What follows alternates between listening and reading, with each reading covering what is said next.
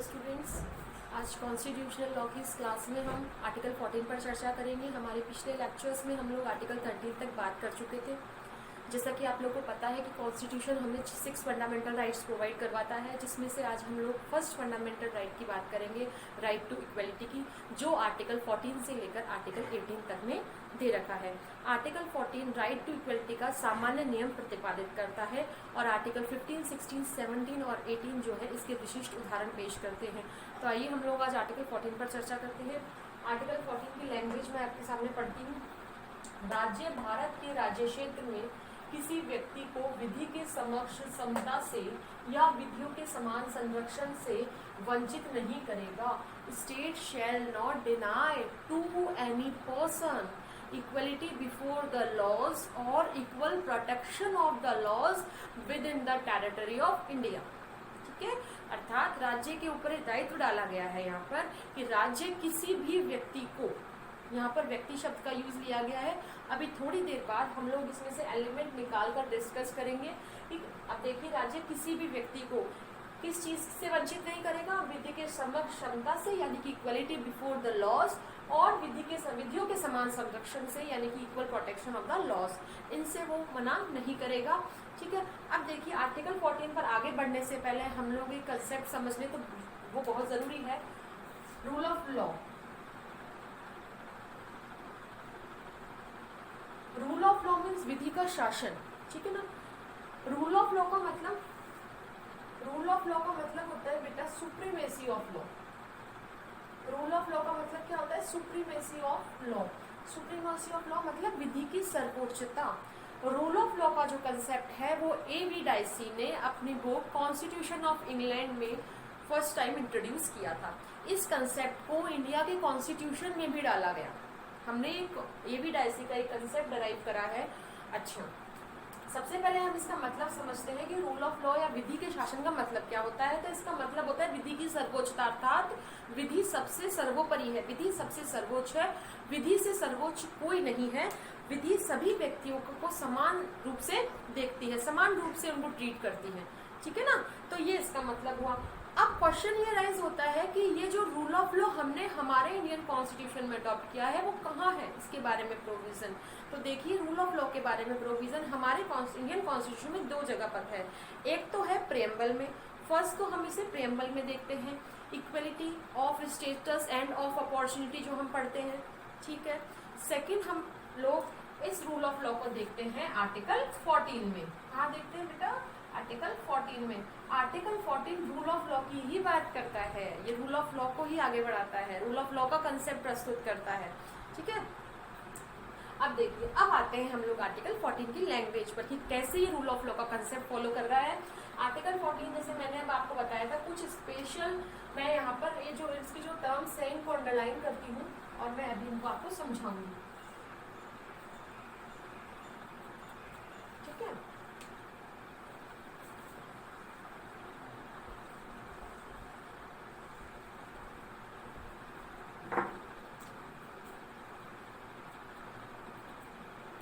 देखिए, जैसा कि मैंने आपको बताया, राज्य भारत के राज्य क्षेत्र में किसी व्यक्ति को, state shall not deny to any person.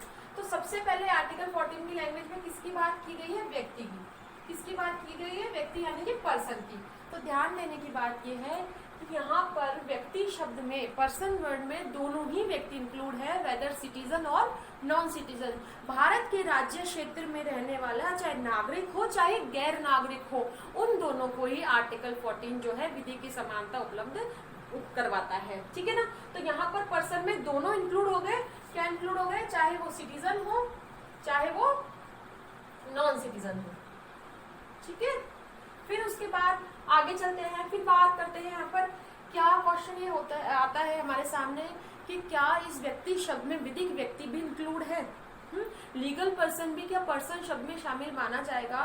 तो सुप्रीम कोर्ट का केस हमारा चिरंजीत लाल वर्सेस यूनियन ऑफ इंडिया 1951 के बाद में सुप्रीम कोर्ट ने स्पष्ट कर दिया है कि आर्टिकल 14 में के शब्द व्यक्ति में विधिक व्यक्ति भी शामिल होगा, यानी कि कंपनी और कॉरपोरेशन भी विधि के समक्ष समता प्राप्त करने के अधिकारी होंगे। ठीक है। तो आर्टिकल 14 में आपका सिटीजन नॉन सिटीजन भी आ गया और आर्टिकल 14 14 के इस वर्ड में आपका लीगल पर्सन भी इंक्लूड हो गया। यहाँ तक बात समझ में आती है, ठीक है।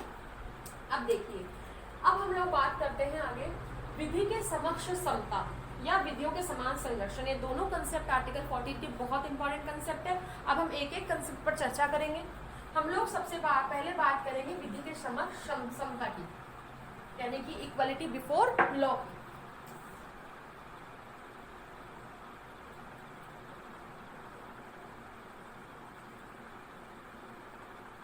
विधि के समक्ष समता की ये कंसेप्ट जो हमने कहाँ से डिराइव किया है, ये कंसेप्ट हमने करा है ब्रिटेन के कॉन्स्टिट्यूशन से। ये हमने ब्रिटेन से लिया है। ये कंसेप्ट जो है क्या है, एक नेगेटिव कंसेप्ट है बेटा, यानी कि नकारात्मक अवधारणा है, ठीक है। विधि के समक्ष समता, ये कंसेप्ट हमें क्या कह रहा है, विधि के समक्ष समता कहाँ से लिया हमने, ब्रिटेन के कॉन्स्टिट्यूशन से लिया है। और ये कंसेप्ट कैसा है, एक नेगेटिव कंसेप्ट है। अब देखिए, ये कंसेप्ट नेगेटिव कंसेप्ट इसलिए है क्योंकि इसका विधि के समक्ष समता का अर्थ है कि सभी व्यक्ति विधि के समक्ष समान है। किसी भी व्यक्ति को किसी प्रकार का कोई विशेषाधिकार, कोई छूट या कोई प्रिविलेज उपलब्ध नहीं होगी। सभी को लॉ इक्वल नजरिए से देखेगा, किसी को भी कोई प्रिविलेज नहीं मिलेगा। इसलिए इस कंसेप्ट को हमने क्या कहा है, नेगेटिव कंसेप्ट। एग्जाम्पल से मैं आपको और क्लियर कर देती हूँ। जैसे कि मान लीजिए दो पर्सन है, ए एंड बी। ए जो है वो बहुत ही रिच पर्सन है और बी जो है वो एक पुअर पर्सन है, एक गरीब व्यक्ति है। ए ने किसी व्यक्ति का मर्डर किया है, बी ने भी किसी और दूसरे व्यक्ति का मर्डर कर दिया, ठीक है ना। दोनों ही क्या हुए, दोनों ही हत्या के दोषी माने जाते हैं। दोनों पर ही पुलिस ने दोनों को पुलिस अरेस्ट करेगी, दोनों पर ही हत्या की धारा लगेगी, यानी कि दोनों ही अगर बात करें हम लोग तो आईपीसी का सेक्शन 302 अप्लाई होगा यहाँ पर दोनों पर ही। तो ऐसा तो नहीं हो सकता ना कि अमीर व्यक्ति है तो इसके ऊपर थोड़ी कम धारा लगा जाए, थोड़े कम अपराध मान लिया जाए, इसने की तो हत्या ही है तो इस पर भी हत्या का ही आरोप लगेगा, ठीक है। और गरीब व्यक्ति है, जो पुअर पर्सन है, उसने भी हत्या करी है तो उस पर भी हत्या का 302 सेक्शन 302 आईपीसी लगेगी। तो यहाँ पर अनइक्वलिटी नहीं की जा सकती। दोनों ने समान कार्य करा है तो विधि के समक्ष दोनों समान है, चाहे एक गरीब है चाहे एक अपराधी अमीर है। क्लियर हो गई बात। तो लॉ की नजर में कोई चाहे कितने ही कैसा भी हो, कितने ही ऊंचे पद पर हो, दिखने में कैसा हो, धनी हो या निर्धन हो, लॉ की नजर में सभी लोग समान है, किसी को कोई प्रिविलेज प्राप्त नहीं है, ठीक है। इसीलिए हम इस कंसेप्ट को नेगेटिव कंसेप्ट कहते हैं। फिर हम लोग दूसरे कंसेप्ट की बात करते हैं।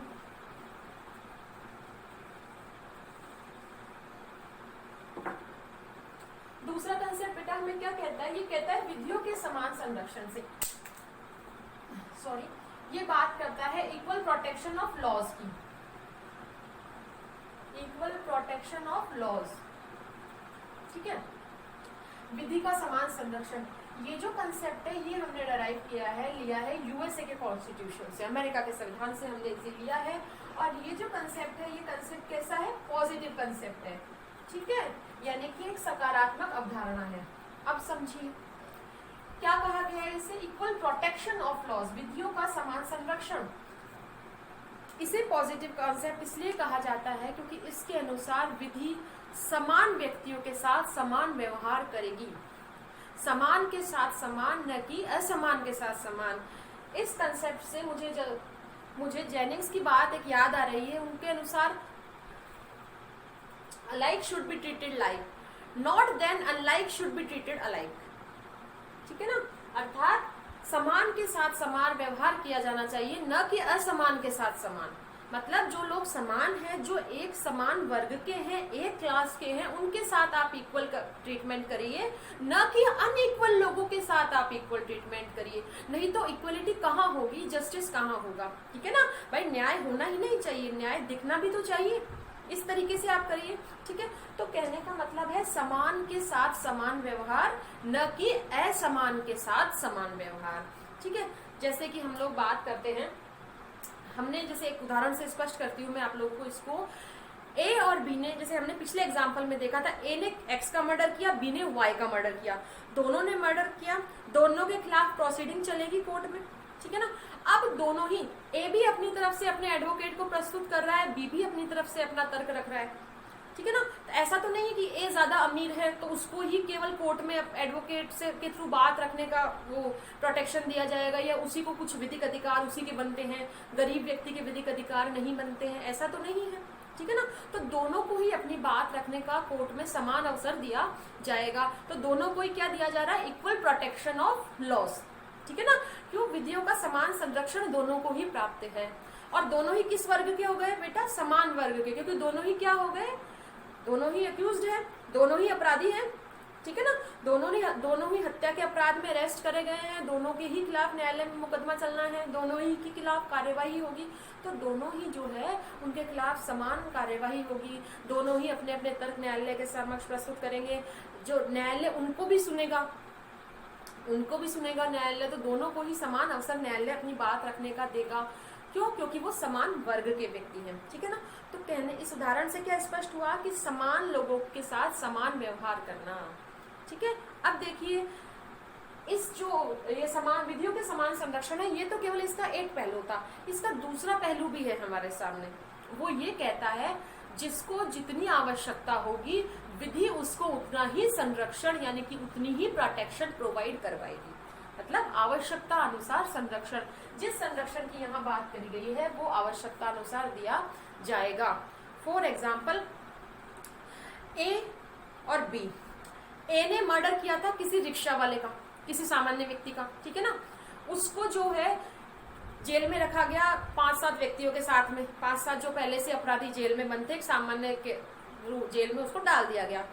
मिस्टर बी जो थे, है ना, मिस्टर बी ने जो मर्डर किया था, किसका किया था, एक फेमस सेलिब्रिटी का मर्डर किया था। ठीक है ना। तो उनको क्या करा, सभी सामान्य कैदियों के साथ नहीं रखा गया, उनको एक अलग सेपरेट जेल में रखा गया। ठीक है। अब देखिए, अब क्वेश्चन आप ये करेंगे कि मैम ये है तो दोनों ही अपराधी, दोनों ने ही हत्या का अपराध करा है, तो एक को ऐसी जेल में क्यों रखा गया सब कैदियों के साथ और एक को अलग से क्यों रखा गया, ये तो भेदभाव हो गया। बट ऐसा नहीं है। मैंने अभी थोड़ी देर पहले आपको क्या बताया, जिसको जितने संरक्षण की आवश्यकता है, विधि ये भी तो तोलेगी ना, कैसे करेगी, जिसको जितने संरक्षण की आवश्यकता है। अब देखिए, जैसे कि वो फर्स्ट पर्सन जो ए था, उसने एक सामान्य व्यक्ति का मर्डर किया, उसको सामान्य लोगों के साथ रखा गया। ठीक है। लेकिन जो ये मिस्टर बी है, उसने एक फेमस सेलिब्रिटी जो है उसका मर्डर कर दिया। अगर इस व्यक्ति को इन लोग सामान्य जो कैदी है उनके साथ अगर जेल में रखा जाता तो हो सकता है उनमें से 2 लोग 3 लोग जो भी हों वो उस सेलिब्रिटी के फैन हों, और उन्हें जैसे ही पता चले तो वो हो सकता है कि इस मिस्टर बी को कोई नुकसान पहुंचा दे कि आपने हमारी सेलिब्रिटी की हत्या कर दी, ऐसा कुछ भी जो कि उसे नुकसान से बचा रहा है। उसे नुकसान से बचाने के लिए अब क्या कर रहे हैं, इनको मिस्टर बी को स्पेशल प्रोटेक्शन की जरूरत है। विशेष परिस्थितियों को देखते हुए इनको स्पेशल प्रोटेक्शन दी गई, इसलिए इनको अलग जेल में रखा जाएगा। क्लियर हो गया। तो कहने का मतलब है ये equal protection of loss 2 concepts follow करेगा। पहला तो क्या फॉलो करेगा, समान के साथ समान, न कि असमानों के साथ समान। ठीक है। Like should be treated like, है ना, unlike should be treated alike नहीं। ठीक है। सेकंड जो बात करता है वो क्या बात करता है कि सेकंड, जिसको जितनी जरूरत होगी, मतलब जिसको जितनी आवश्यकता है उसको उतना प्रोटेक्शन। ठीक है। क्लियर। देखिए, कंसेप्ट से दोनों भले ही, चाहे वो इक्वलिटी बिफोर लॉ हो या इक्वल प्रोटेक्शन ऑफ लॉज हो, दोनों कंसेप्ट भले ही दिखने में अलग अलग है लेकिन दोनों का ऑब्जेक्ट एक ही है, दोनों का उद्देश्य एक ही है, establishment of equality and justice. ठीक है। समानता और न्याय की स्थापना। State of West Bengal versus Anwar Ali Sarkar के मामले में उच्चतम न्यायालय ने भी इस बात को माना है। उन्होंने ये कहा है कि दोनों ही कंसेप्ट जो है एक दूसरे के सहगामी है। कंसेप्ट सेकंड जो है वो कंसेप्ट फर्स्ट को फॉलो करता है, एक का उल्लंघन दूसरे का उल्लंघन माना जाएगा। ठीक है। तो ऐसे दोनों कंसेप्ट एक ही पर्पस पे काम करते हैं। क्लियर। अब देखिए, ये तो हुई इसकी बात। अब हम लोग इसके एक्सेप्शंस की बात करते हैं। एक्सेप्शन की बात करने से पहले मैं आप लोग को ये बताना चाहूंगी कि जिस राइट टू इक्वलिटी की आर्टिकल 14 बात कर रहा है वो इक्वलिटी एब्सोल्यूट नहीं है, यानी कि पूर्ण समानता नहीं है। इक्वलिटी एब्सोल्यूट हो भी नहीं सकती, किसी भी हालात में नहीं की जा सकती। ये प्रोपोर्शनल इक्वलिटी है, यानी कि आनुपातिक समानता की बात यहाँ पर विधि करती है। आर्टिकल 14 जो है प्रोपोर्शनल इक्वलिटी की बात करता है। कुछ शर्तें भी इसके अधीन लगाई जा सकती है ना, और इसके अलावा यहाँ पर कुछ अपवाद भी है इसके। ठीक है। अब देखिए, exceptions of rule of equality, समता के नियम के अपवाद। जैसा कि मैंने अभी जस्ट आपको बताया कि इक्वलिटी एब्सोल्यूट नहीं होती है, इसके कुछ अपवाद भी हैं। जैसे हम लोग बात कर रहे हैं article 361 of the Indian constitution की, तो आर्टिकल 361 जो है वो कुछ लोगों को प्रिविलेजेस प्रदान करता है उनके विशेष पद को देखते हुए, उनके विशेष कार्य को देखते हुए, जैसे कि प्रेसिडेंट ऑफ इंडिया है, इसके अलावा जो हमारे जस्टिस है, जो न्यायालयों के जज हैं, हमारे कुछ ऑफिसर्स, प्रशासनिक अधिकारी है, कुछ मामलों में उनका जो विशेष पद है, राज्यपाल है, उनको उनके विशेष पद और विशेष कार्यों को देखते हुए इनको प्रिविलेजेस प्रदान की गई है, कुछ आधारों पर छूट प्रदान की गई है। इसके अलावा हम लोग बात करें तो मान लीजिए आप लोग विदेशी कूटनीतिज्ञों की बात कर सकते हैं, उनको भी छूट दी गई है। इसके अतिरिक्त हम लोग बात कर सकते हैं आर्टिकल 31C की, जो 42nd कॉन्स्टिट्यूशनल अमेंडमेंट से डाला गया, जिसमें कि ये प्रोविजन कर रखा है कि आर्टिकल 39B एंड C के आधार पर अगर लॉ बनते हैं तो उसको कोर्ट में चैलेंज नहीं किया जा सकता। तो इसी तरह से कुछ हाथ प्रोविजंस हैं जो किसकी बात कर रहे हैं, रूल ऑफ इक्वलिटी के एक्सेप्शंस की, समता के नियम के अपवादों की, ठीक है। फिर हम आगे बात करते हैं एक नए कंसेप्ट की, जो बताता है हमें article 14 allows classification not the class legislation, अर्थात आर्टिकल 14 अनुच्छेद 14 वर्गीकरण की अनुमति देता है लेकिन वर्ग विधान की नहीं, ठीक है। आर्टिकल 14 क्लास लेजिस्लेशन के लिए मना करता है कि आप वर्ग विधान मत कीजिए, आप वर्गीकरण कर लीजिए, ठीक है ना। तो वर्गीकरण से मतलब है जिसको आप लोगों के वर्ग बना लीजिए, क्लासिफिकेशन कर लिया जाता है। एक्चुअल में सभी के साथ इक्वल ट्रीटमेंट नहीं हो सकता, परिस्थितियों के हिसाब से लोगों के उनके हित के हिसाब से अलग अलग वर्गों में डिवाइड किया जा सकता है और अलग अलग कानूनों को उन पर लागू किया जा सकता है। हो सकता है कि कोई एक लॉ जो है वो किसी एक स्टेट में लागू हो और अन्य स्टेट्स में लागू ना हो, या कोई लॉ ऐसा हो सकता है जो किसी स्टेट के एक पार्ट में लागू हो और अन्य दूसरे पार्ट्स में वो लागू ना हो, ठीक है ना। तो ऐसा किया जा सकता है, क्लासिफिकेशन हो सकता है। क्लासिफिकेशन क्यों किया जाता है, सोशल इंटरेस्ट में किया जाता है, सोशल डेवलपमेंट के लिए किया जाता है। तो राज्य वर्गीकरण कर सकता है सामाजिक उत्थान और सामाजिक हित में, ठीक है। अब देखिए ये तो है क्लासिफिकेशन की बात। आगे हम लोग क्लासिफिकेशन के बेसिस पढ़ेंगे, उससे पहले हम लोग बात करते हैं क्लासिफिकेशन कैसा होना चाहिए। देखिए क्लासिफिकेशन, टेस्ट ऑफ क्लासिफिकेशन की बात करें, अगर हम लोग वर्गीकरण की बात की, जांच की बात करते हैं, तो वर्गीकरण होना चाहिए युक्तियुक्त, रीजनेबल क्लासिफिकेशन। वर्गीकरण, राज्य वर्गीकरण कर सकता है, राज्य लोगों को उनकी सामाजिक परिस्थितियों और आवश्यकता अनुसार वर्ग में बांट सकता है, लेकिन वो वर्गीकरण कैसा होना चाहिए बेटा, वो वर्गीकरण होना चाहिए रीजनेबल। रीजनेबल क्लासिफिकेशन मतलब युक्तियुक्त वर्गीकरण। अब युक्तियुक्त वर्गीकरण किसको कहेंगे, ठीक है। तो इसके लिए दो कंसेप्ट हैं, एक तो होता है इंटेलिजिबल डिफरेंशिया, यानी कि बोधगम्य अंतरक।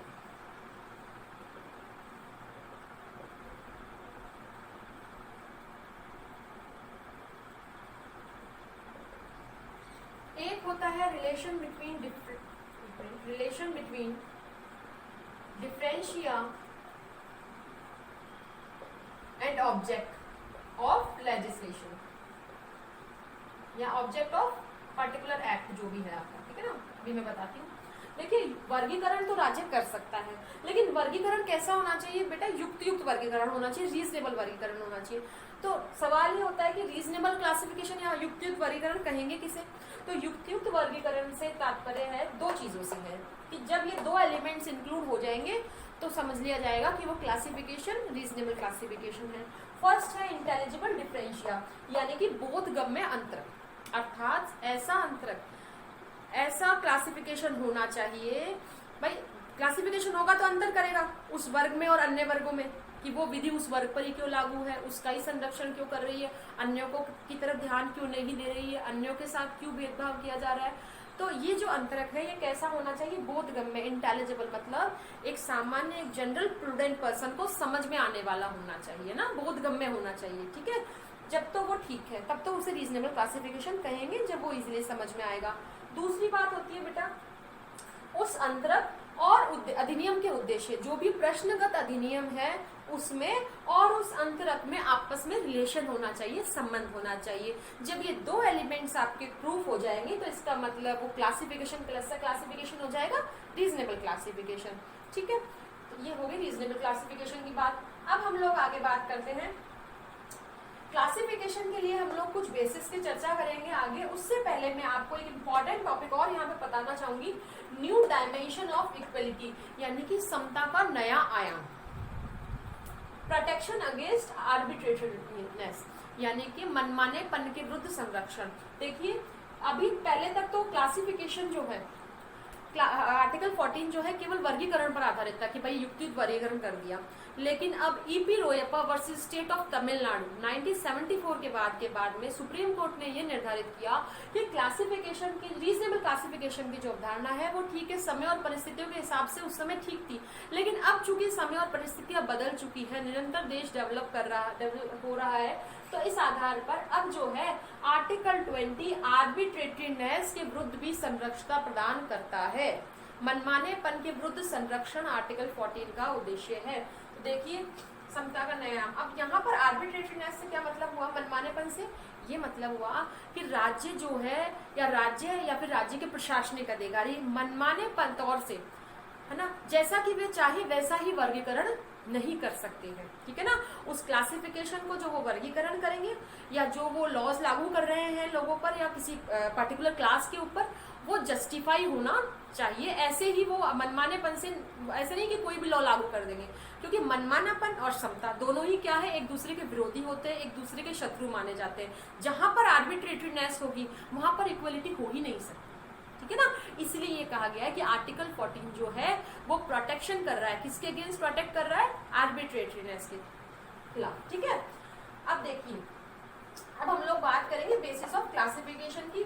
हमने बात करी थी कि राज्य वर्गीकरण कर सकता है। ठीक है, अब वर्गीकरण राज्य किन आधारों पर कर सकता है, उन कुछ आधारों पर हम लोग चर्चा करेंगे, जैसे भौगोलिक दशाओं के आधार पर, मतलब ऑन द ज्योग्राफिकल बेसिस। आप सब लोग जानते हैं जैसे कि अलग अलग जगहों की अलग अलग ज्योग्राफिकल कंडीशंस होती है, भौगोलिक दशाएं अलग अलग होती है। किन्हीं राज्यों की भौगोलिक दशाएं काफी अच्छी होती है, जहाँ पर जैसे लाइक बारिश वगैरह सब अच्छी होती है। कुछ राज्य रेगिस्तानी राज्य होते हैं, कुछ जिले रेगिस्तानी होते हैं, या अलग अलग जो उनकी ज्योग्राफिकल कंडीशंस होती है उस हिसाब से वो डेवलपमेंट करते हैं। सब जगह एक जैसी ज्योग्राफिकल कंडीशंस तो होती नहीं है। ठीक है, तो राज्य जो है वो भौगोलिक दशाओं के आधार पर भी वर्गीकरण कर सकता है। एक लॉ जो एक किसी राज्य में लागू हो रहा है, राज्य के किसी पार्ट में लागू हो रहा है, हो सकता है वो किसी दूसरे भाग में लागू ना हो। क्यों? क्योंकि उस पार्ट को जिस पर वो लागू हो रहा है उसे कुछ विशेष परिस्थितियों का सामना करना पड़ रहा हो। ठीक है ना, for example Krishna Singh versus state of Rajasthan, इस मामले में मारवाड़ लैंड रेवेन्यू एक्ट 1949 जो केवल राजस्थान के कुछ ही जिलों पर लागू था, कुछ ही भाग में लागू था, उसे ये कहकर चैलेंज किया गया कि अन्य क्षेत्रों में ये लागू नहीं है, केवल मारवाड़ क्षेत्र में लागू है। तो यहाँ पर न्यायालय ने इस तर्क को खारिज कर दिया और ये कहा क्योंकि मारवाड़ क्षेत्र को विशेष भौगोलिक परिस्थितियों का सामना करना पड़ता है, इसलिए ये एक्ट केवल और केवल मारवाड़ क्षेत्र पर ही लागू होगा। और ये वर्गीकरण जो है वो युक्तियुक्त है, ये आधार भी उचित है।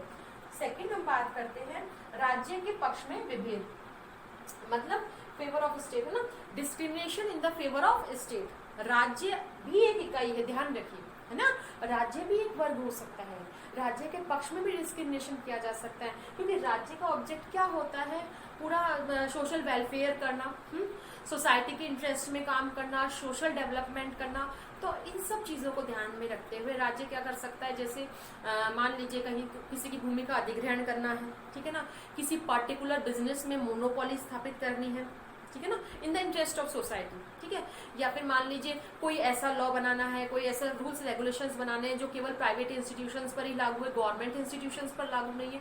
तो ये सब काम जो गवर्नमेंट करती है किसके फेवर में करती है, सोसाइटी के फेवर में, इसलिए राज्य को भी एक वर्ग माना जा सकता है। राज्य सामाजिक हित में ऐसा विभेद कर सकता है।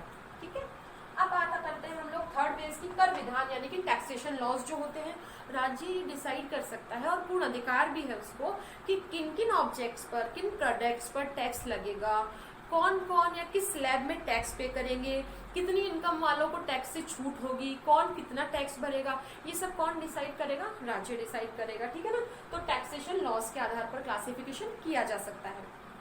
इसके बाद विशेष न्यायालय और विशेष प्रक्रिया, special courts and special procedure, ठीक है ना। देखिए हमारे इंडियन कॉन्स्टिट्यूशन का आर्टिकल 246 और कॉन्करेंट लिस्ट की एंट्री नंबर 11A जो पार्लियामेंट को ये अधिकार देती है कि पार्लियामेंट जो है स्पेशल कोर्ट्स का एस्टैब्लिशमेंट कर सकता है और उनके लिए स्पेशल प्रोसीजर भी प्रोवाइड करवा सकता है ना, विशेष न्यायालय और विशेष प्रक्रिया हो सकती है। ये तो एक बात हुई बेटा। अब यहाँ पर जैसे मैंने केस लॉ लिखा है री स्पेशल कोर्ट बिल, ये देखिए री स्पेशल कोर्ट बिल 1979 का, यहाँ पर स्पेशल कोर्ट बिल 1978 जो था उसे चैलेंज किया गया। क्यों इसलिए चैलेंज किया गया था? क्योंकि आपातकाल के दौरान उच्च अधिकारियों ने जो कुछ आपराधिक कार्य करे थे तो उनको सॉर्ट आउट करने के लिए कुछ अलग से आपराधिक न्यायालय अलग से विशेष न्यायालय स्थापित करने के लिए ये बिल लाया गया और चैलेंज करने के इस बिल को चैलेंज किया गया और ये तर्क दिया गया कि जब कॉन्स्टिट्यूशन के पार्ट 5 में ऑलरेडी न्यायालयों का गठन किया गया है तो अलग से न्यायालय गठन करने की जरूरत क्या है, और अलग से न्यायालय गठन करने का कोई उचित वर्गीकरण करने का ऐसा कोई आधार भी उपलब्ध नहीं।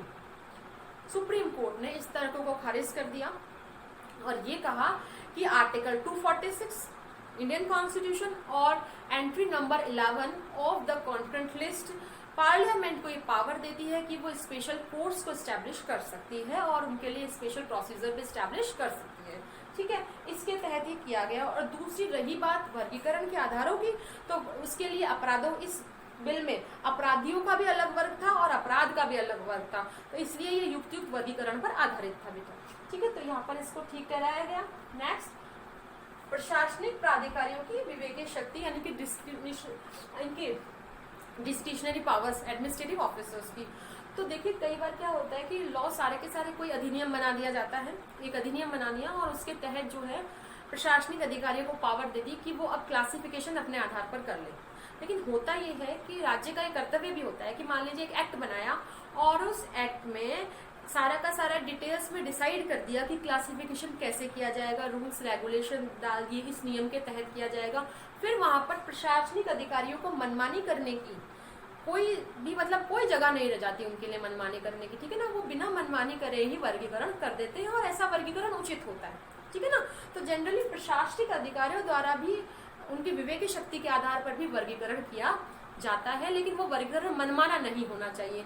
ड्यूटी क्या बन जाती है यहाँ पर कि जब भी राज्य कोई अधिनियम बना रहा है तो उस अधिनियम में ही डाल दे कि भाई ये वर्गीकरण जो है इस हिसाब से किया जाना है, जो भी उससे संबंधित नीति नियम है वो उनका उल्लेख उस अधिनियम में ही कर देना चाहिए ताकि प्रशासनिक अधिकारी अपना मनमानापन नहीं यूज कर सके, ठीक है। फॉर एग्जाम्पल री केरला एजुकेशन बिल 1958, इस बिल के थ्रू जो है गवर्नमेंट को बहुत वाइड पावर्स दी गई थी प्राइवेट स्कूल्स पर कि वो प्राइवेट जो स्कूल्स है उनको अधिग्रहित भी कर सकती है, उनकी मान्यता जो है उसको कैंसिल भी कर सकती है, वापस भी ले सकती है, ठीक है ना। तो यहाँ पर इस बिल को इसलिए चैलेंज किया गया कि भाई बहुत वाइड पावर दे रही है गवर्नमेंट को। बट इस बिल को सुप्रीम कोर्ट ने इस बिल को ठीक कराते हुए कहा कि ये वाइड पावर इतनी ज्यादा वाइड पावर नहीं दे रही है। ये किसकी बात कर रही है? प्रशासनिक अधिकारियों की विवेक शक्ति की ये बात कर रहा है। ये जो कार्य किया जा रहा है इस बिल के थ्रू वो बिल्कुल उचित कार्य किया जा रहा है, ठीक है। तो ये बिल बिल्कुल सही है। तो यहाँ पर भी इसको वर्गीकरण को उचित ठहराया गया। नेक्स्ट हम लोग बात करते हैं एक व्यक्ति एक वर्ग की। देखिए एक व्यक्ति भी स्वयं में एक वर्ग हो सकता है, 1 पर्सन 1 क्लास। जैसे कि चिरंजीत लाल वर्सेस यूनियन ऑफ इंडिया 1951। इस केस की मैंने अभी थोड़ी देर पहले भी आप लोगों से चर्चा करी थी। ये वही केस है जिसमें कि कोर्ट ने लीगल पर्सन को भी इंक्लूड माना पर्सन की डेफिनेशन। जो पर्सन का जो टर्म है ना यहाँ पर आर्टिकल 14 उसमें इस व्यक्ति में विधिक व्यक्ति भी शामिल है। ये सबसे पहले चिरंजीत लाल वाले केस में सुप्रीम कोर्ट ने माना, ठीक है। ये जो बात था आपका ये था Sholapur spinning and weaving company से संबंधित। ये जो कंपनी थी कंपनी जो मिसमैनेजमेंट के आधार पर सही नहीं चल रही थी और इस कंपनी में गवर्नमेंट ने एक एक्ट बनाया, Sholapur spinning and weaving act बनाया और उस एक्ट में केंद्रीय सरकार को एक पावर्स दे दी कि केंद्रीय सरकार डायरेक्टर्स अपॉइंट करेंगे कंपनी में, शोलापुर वाली कंपनी में, और फिर वो डायरेक्टर्स अपॉइंट करें। अब उस कंपनी के जो शेयर होल्डर्स थे उन्होंने इस एक्ट को चैलेंज कर दिया और ये कहा कि ये एक्ट जो है वो असमानता करता है। अन्य कंपनियां भी हैं उनमें भी मिसमैनेजमेंट लागू है लेकिन वहां पर तो ऐसी कोई व्यवस्था आपने नहीं करी है, ठीक है ना। कोर्ट ने इस तर्क को इस आधार पर खारिज कर दिया कि विशेष परिस्थितियों को देखते हुए एक व्यक्ति को एक वर्ग भी माना जा सकता है, और ये कंपनी या हो कॉर्पोरेशन, ये कंपनी भी जो है वो एक व्यक्ति शब्द में शामिल है। तो आर्टिकल 14 के आधार पर ये किसी भी तरीके से गलत वर्गीकरण नहीं है, एक व्यक्ति को भी एक वर्ग माना जा सकता है। ठीक है, तो ये हुए हमारे कुछ वर्गीकरण के आधार और आर्टिकल 14। ठीक है, उम्मीद करती हूँ मैं आपको ये अच्छे से समझ में आया होगा। अब हम हमारे नेक्स्ट लेक्चर में आर्टिकल 15 की बात करेंगे। Thank you all of you.